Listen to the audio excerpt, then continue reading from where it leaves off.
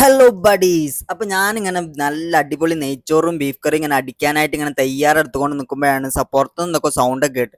അപ്പൊ ഞാനപ്പോ തന്നെ എന്താ സൗണ്ട് നോക്കാൻ വേണ്ടി വേഗം ഒന്ന് പുറത്തേക്ക് പോയി നോക്കിയപ്പോൾ ആ കാര്യം മനസ്സിലായി.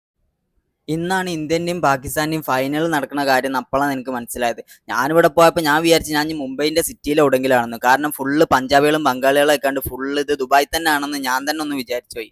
പിന്നെ ഞാൻ ഫുള്ള് എല്ലാവരും ആട്ടം ഇങ്ങനെ കണ്ടപ്പോൾ നമ്മളെ മറ്റേ ഇന്ത്യ ജയിച്ചതല്ലേ, അപ്പം നമുക്കൊരു പവർ ഉണ്ടാവില്ലേ, നമുക്കിങ്ങനെ തരിച്ച് കയറി. അപ്പം ഞാനൊന്നും നോക്കില്ല, ഞാനൊന്ന് തുള്ളി കളിച്ചു. എനിക്കാകെ കൺട്രോൾ പോയി ഫുള്ള് തള്ളി മറിച്ച് അങ്ങോട്ട് അടിച്ചങ്ങോട്ട് പൊളിച്ച്. അതിൻ്റെ ഇടക്കുണ്ട് ഇവിടെ ചണ്ടകൊട്ടും മാഡം ചിങ്കാരി മേളൊക്കെ ഉണ്ടായിരുന്നു. പിന്നെ എനിക്ക് ഈ കൂട്ടത്തിൽ ഏറ്റവും ഇഷ്ടപ്പെട്ട ഇവന്റെ ഡാൻസ് ആണ്. കാരണം ഇവൻ ഒരു ബംഗ്ലാദേശുകാരനാണ്, പക്ഷെ ഇന്ത്യക്കാരെക്കാൾ സന്തോഷം ഇവനക്കാണ് പാകിസ്ഥാൻ തോറ്റത്. ഇവന്റെ ഡാൻസും ഇത് കണ്ടിട്ട് എനിക്ക് തന്നെ ചിരിയെന്ന്.